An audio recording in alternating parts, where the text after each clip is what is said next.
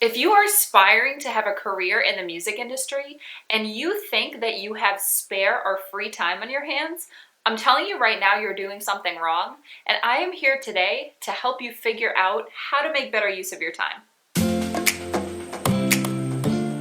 What's up, guys? Welcome back to my channel. Today I want to talk to you about free time and how you can be spending it so that you can push your career ahead at a faster pace. Now, I know so many people think to themselves, I want to be able to push my career ahead. I want to do something every single day that inches myself closer to where I want to be. But the biggest problem I see so many younger artists running into is they have no idea where to begin or how to start pushing that thing into motion.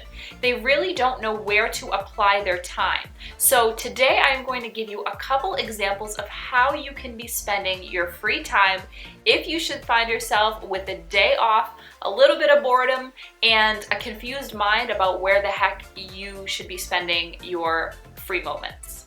Okay, the first thing I want to talk to you about is if you find yourself with a day off, or maybe you've gotten home from your day job and you have a night free to yourself and you think, okay, tonight's the night that I am going to start working on something new to try and advance my career. But you have no idea where to put your time and energy into. I know it can feel overwhelming. There are so many things and so many pieces and elements that go into building a successful career in the music business. I just wanted to kind of streamline a few of the ideas that can get yourself moving and going in something that you can actually spend time doing every single day. Now, in order to really become successful in the music industry, I've said this 1,000 times, but it is so true. You have to treat it like it is your full-time job or career. A lot of times I'll have artists say to me, I don't know where to begin. I don't know what I should be doing. I know I should be doing something, but I don't know what I should be doing. Where do I begin?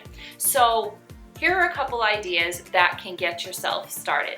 The very first idea that I want to throw at you is spend some time every single day researching your demographic. Now, the reason I tell you to do this is because if you can get a handle on the people who are really responding and interested in the things that you're doing career-wise, especially on social media and on your website, that is going to allow you to zero in on who these people are and give you a better opportunity to reach out to these people that are already responding to either artists that are like you or sounds that are like you or specifically you. Now, the way that you can do this is by going into the back end of your social media. Now, if you have your Facebook, Instagram, whatever account set up as a business account, you will be able to go into the insights of these accounts and look to see what your demographic is. There are ways to see what gender is responding to you more, what age group is responding to you more, what area of the country or even of the world that are paying attention to you.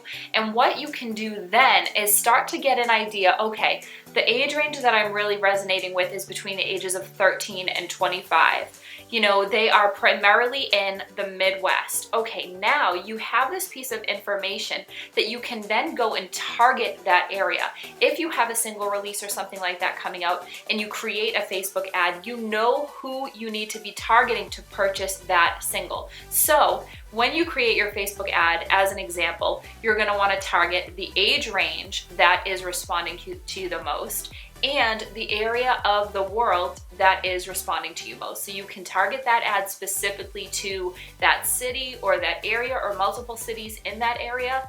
And it's going to give you the opportunity to reach more people and probably sell more product if you know who it is that is going to be responding to you. Now, along with this also comes pitching for show opportunities. If you know that you have a huge following in the New York area, it's probably going to be better ammunition for you to try to reach out to some clubs and book a show in that area because you know that there's going to be a better response. You also know that when you're promoting the show, you can target the people who have been responding to the things you've put on social media so that you can let them know, hey guys, I'm going to be performing in, New York City this weekend. I really hope you can come out and chances are, if you've had the data that shows you that the people in that area have been responding to you in the past, chances are they're going to probably respond again and come out and see you. So it's never a bad thing to do the research beforehand, and I encourage you to spend a few hours a day, or if you don't have that amount of time, a few hours at least a week looking into that. Okay, the next thing. Now that you know who your fan base is, after you've done the research to find out who they are, where they live, all of those great things, the one thing that I see a lot of artists doing is spamming these people with group messages. Hey everyone, I have a brand new single out. Here's the link. I would love it if you would buy it. That is going to work for you in some cases when you're posting on social media, you're trying to appeal to a mass audience. But something that I don't see enough people doing is actually reaching out one-on-one. I like to call this like the Taylor Swift effect, because Taylor did this thing where she actually connected with fans one-on-one. I'm sure if you've paid attention to anything she's done, you've seen that she has responded directly to fans on her social media. She has messaged fans, emailed fans, she's even called fans. So this kind of thing does work. It's been proven not only by her, but by a slew of other artists that have also taken this approach. What I encourage you to do is to spend some time every day reaching out to your fans one-on-one. And I don't mean to do this every single day, like, hey, here I am again. I don't mean it like that. I mean, if you have something to promote, like you have a show in their area, it's going to be more effective if you reach out to them one-on-one and say, hey, I know that you live in the such and such area. I have a show next weekend. I would really love it if you came out and were at my show.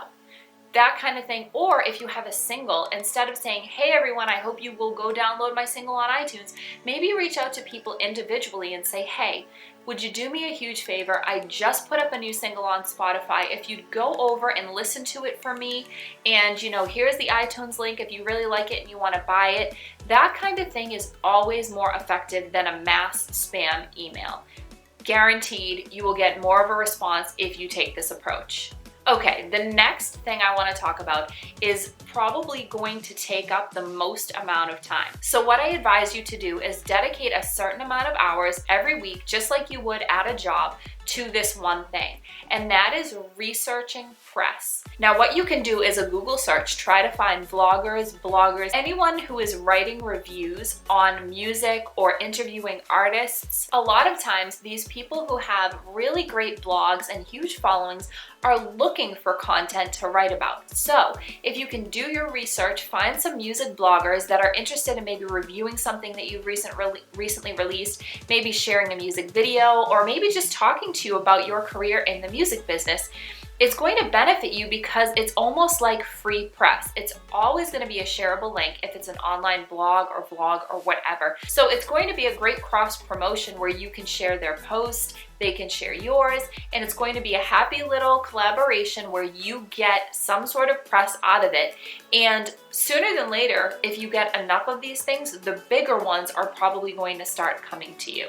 So do your research, spend a little bit of time every single day and look up vloggers, bloggers, anyone that you think would be interested in helping you promote your music. Now, if you don't know how to reach out to these people, I recently did a video on how to write a business email. I'll have that linked below, and just check that out if you want just a couple guidelines on how you can reach out to these people when pitching yourself. Okay, the last thing I want to talk to you about is doing research on college radio stations. The reason I say this is because if you are trying to get your music onto radio, one of the easiest places to get that happening for yourself is on college radio, because they don't have to abide by any radio standards, meaning they can play independent, unsigned, basically any artist that they feel they want to play and promote. So you're going to have a better opportunity. Plus, you're going to be heard by a demographic that is probably in the age range that will actually help and support your music. So if you have a gig in a certain area, I recommend looking up college radio stations in that area.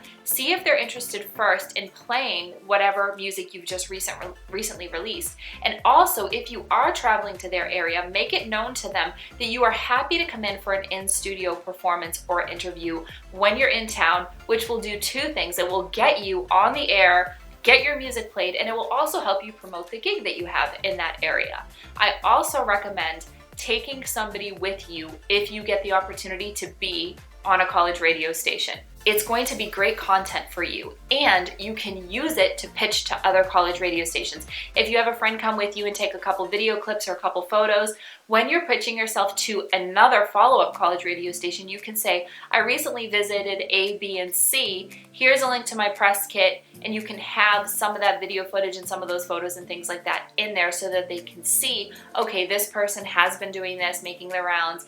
It's more acceptable for them to probably want to bring you in, and they know you're experienced in doing this, and they'll probably want to jump on board a lot faster.